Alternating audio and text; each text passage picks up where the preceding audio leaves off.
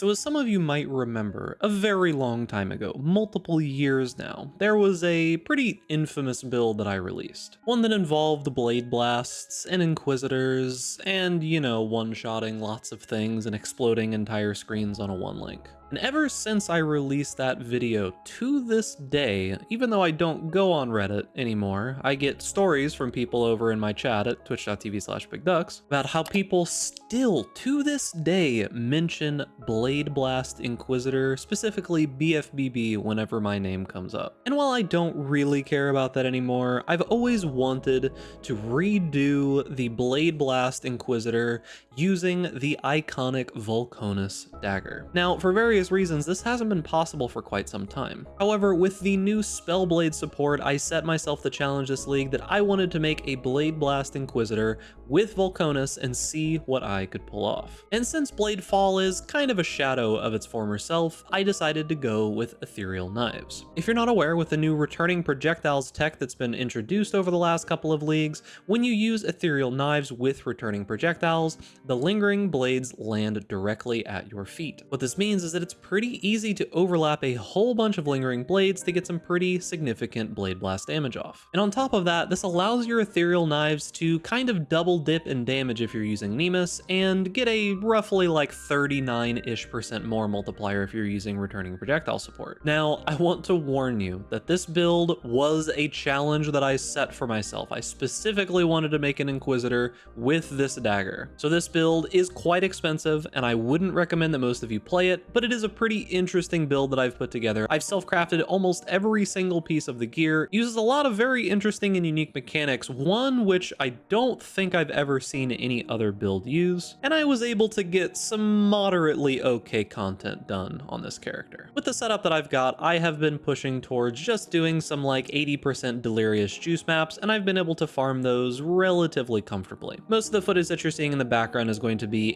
80% delirious tier 16 dunes with 4 scarabs, 4 sextants, and a bunch of juice on the map device. Very, very similar setup to my previous video that I released talking about my strategy that I was making currency with this league. Now, this build was also perfectly capable of taking care of normal pinnacle bosses. However, uber bosses are pretty difficult, and while this build is capable of killing most of them, I would have had to spend a lot more currency to get these uber bosses going down comfortably. Because basically at this point, uber bosses are simply a DPS and skill check, and unfortunately like 20 or 30 million DPS just doesn't really cut it on most builds for uber bosses if you want to kill them comfortably. That said, I did kill a couple of them, not deathless by any means, and I got one of the probably most ridiculous drops I've ever seen from Uber Shaper. I farmed this guy over 100 times last league on that like volcanic fisher chieftain totem build, and I saw 1 jewel and 0 star forges, and yet this guy, in a just random Uber Shaper that I decided to throw into this video, decided to drop both of them, almost as if he is taunting me. So the build ended up turning out okay for what it is. I honestly didn't even expect to be able to push it to this point, but with tattoos and everything else, I've been able to get some pretty decent effectiveness out of it. Now, if you are new to the channel, make sure that you subscribe if you haven't already, and without further ado, let's get into it. Alright, so this is my character, Reddit Malding Yep. He's a level 96 Inquisitor, and he is in all of his Templar ugly glory.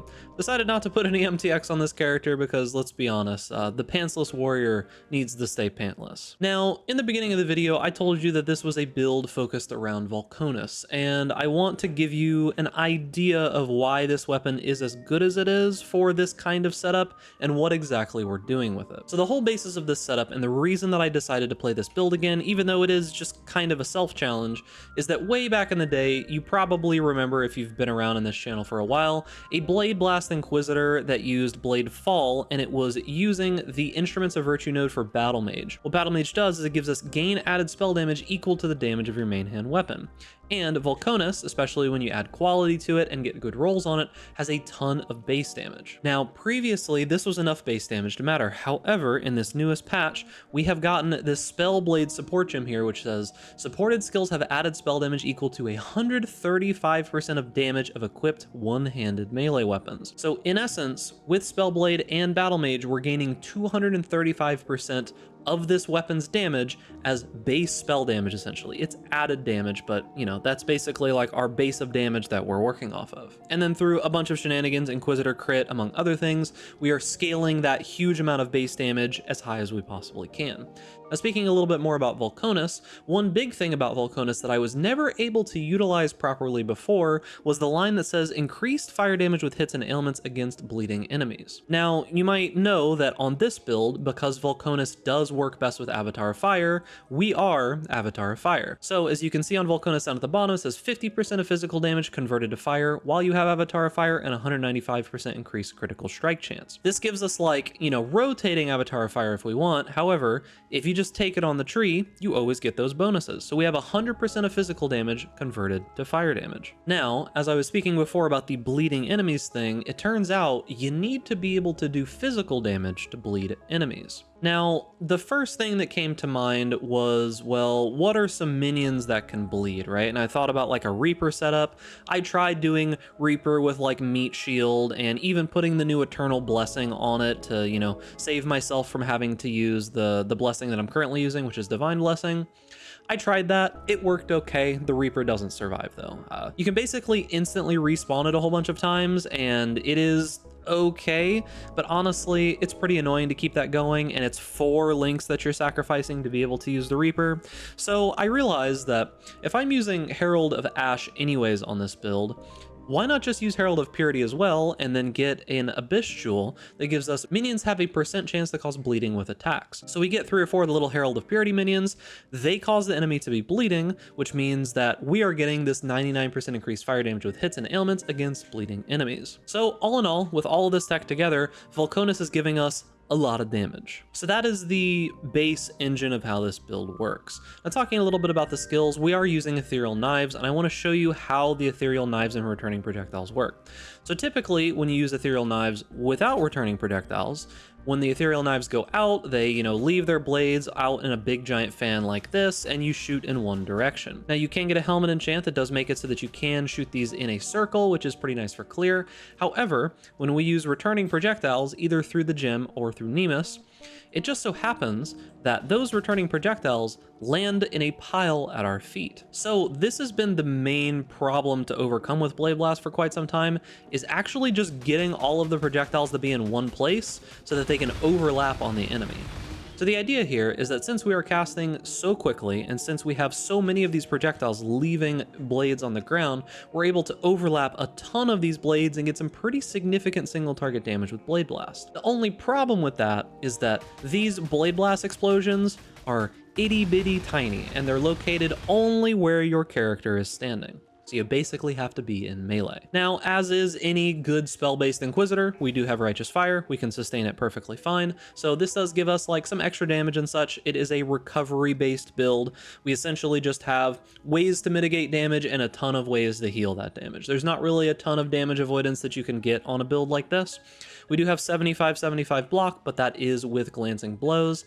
It is probably possible with a lot of gear to get like maybe 60% pure block, but that is way more gear than I would like to spend here. I'm already like 50 divines into this build. I don't want to do like 150, because this build could very obviously use like Mage Blood and a whole bunch of crazy stuff if I really wanted to take it to the very end game, like Awaken Spell Echo, Mage Blood, crazy crafted gear beyond what I've even done here, like a bunch of crazy corrupted implicits and all kinds of stuff like that. If I wanted to spend like 500 divines on it, but I really don't. I want to move on to another build. So that's the majority of it. We use a ton of auras because we are a low life based build. Low life does allow us to use Petrified Blood wherever that is here, which means that as long as we only reserve less than 50% of our life, we can get a little bit of leech, which we get through our gloves, which gives us a ton of overleech, a ton of recovery, and I'll show you all those numbers in the path of building. And as I said before, we do use a haste gem on our Divine Blessing. This makes it so that we can move around a little bit faster, cast a little bit faster, and all that kind of good stuff.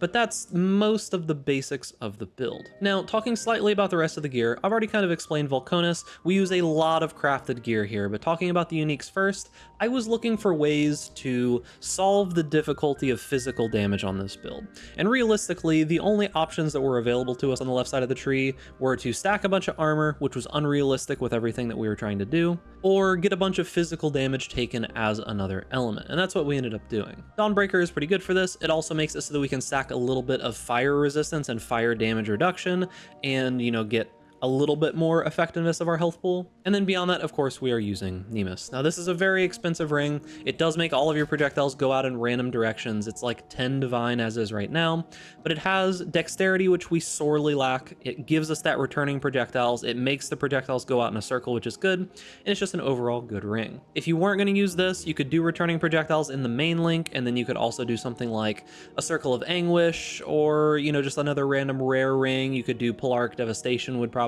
be okay.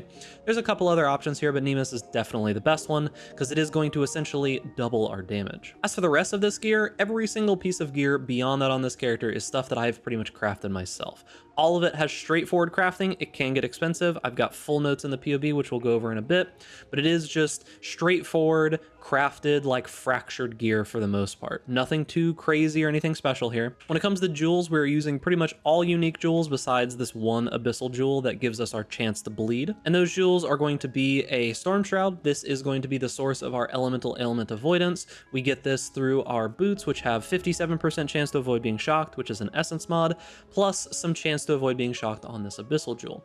Those two items together with Storm Shroud complete elemental ailment avoidance. Beyond that, we are using a lethal pride. Now, there are a couple different mods that you're really looking for in a lethal pride. The strength is nice. You can get double damage. You can get like physical damage taken as fire, physical damage gained as fire, but the main mod that we're really looking for is chance to gain endurance charge on kill. This is our main source of endurance charges when we are clearing. And then the rest of the mods are just kind of like nice little bonuses. You're just looking for whatever you can get. We are using a Watcher's Eye. It is pretty much any of the good mods that you can possibly get from Zealotry. You can kind of move tattoos around a little bit on this build depending on what you're looking for.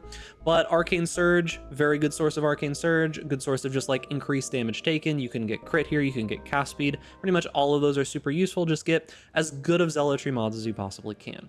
Pretty much just damage here. And the last jewel, and what can probably get very expensive if even a couple of people start buying these, is going to be this Unwavering Stance Impossible Escape. This is particularly good for Inquisitors that go low life. The main reason being is that typically if you're an Inquisitor and you're going low life, you're going to want to be Righteous Fire. And if you're going to want to be Righteous Fire, you're going to need max resistances as well as life recovery. This gives us both of those things. Now, a lot of people have typically gone things like the Imbalanced Guard one, which is going to get you Soul of Steel and Prismatic Skin, as well as, where is it here? Kinetic Impacts for a chance to deal double damage. This one's super powerful and very good. However, don't underestimate 4% of life per second regenerated. Because we are an Inquisitor, we do have the double dipping energy shield and life recovery like mirroring here, right? So as long as you're on Consecrated Ground, you're getting the effects of your life regeneration copied over to your energy shield, which gives us a ton of recovery. So this jewel ends up being pretty good. Now, quickly talking about the Ascendancy, since we're already here, we do take 4 nodes on here. Battle Mage, which I kind of talked about at the beginning, just gives us a little bit more added damage. We are using Righteous Providence. This does help us scale our crit with a bunch of strength and a bunch of intelligence. Interestingly enough, this didn't end up being super useful, but it is the next best node because it does give us some crit and some base strength and intelligence, so that we can essentially tattoo our entire body and not use almost any normal stats. So Righteous Providence ended up being pretty useful. And of course, pretty much any Inquisitor is going to go Sanctuary and Pious Path. This makes it so that enemies under Consecrated Ground take increased damage. It causes us to have Consecrated Ground under us while we're stationary. Then Pious Path, as I spoke about before, also copies our regeneration over to our energy shield and makes it so that the effects of Consecrated Ground linger for 4 seconds. So something that you might realize is that when you're moving around, you'll have this Consecrated Ground buff, but if you keep walking for too long, suddenly you will start degenning. And the reason that you're degenning here is because you no longer have your Consecrated Ground. So anytime that you stop moving, you cast an ability, you use a movement skill, you are going to refresh your Consecrated Ground. So just make sure to do stuff besides running whenever you're playing this kind of build. That's going to be pretty much it for the Ascendancy. We can talk about tattoos real quick.